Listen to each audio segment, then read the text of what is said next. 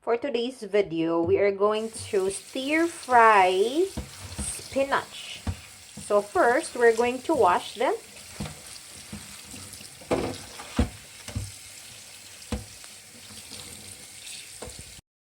And we're going to cut them into 3 or depende sa ano ninyo, preferred. So, okay na to sa amin. 3.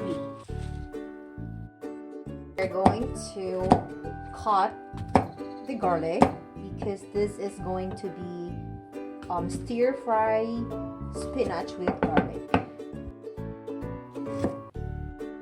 Going to use Torigarasu-pu. So, this is our pangpalasa, parang ginisa mix sa Philippines. 1 tablespoon, 2 tablespoon, about 2 tablespoon. So for that kind of vegetable, for that volume of vegetable, and then add water. So minimix natin yung add oil, and then garlic. Add them all, and then mix.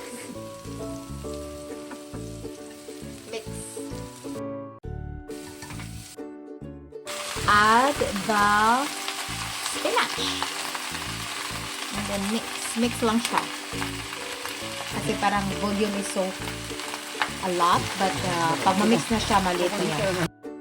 Add na din yung seasoning natin. Stir lang natin in few minutes, and then no need na to ng salt and pepper. Okay, mix it well lang para at least even yung pagka-cook. Yan.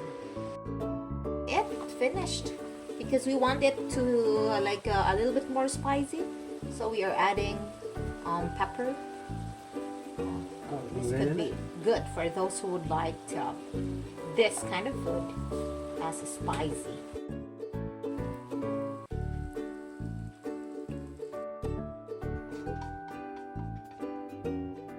Ready to serve! Stir fry spinach with garlic.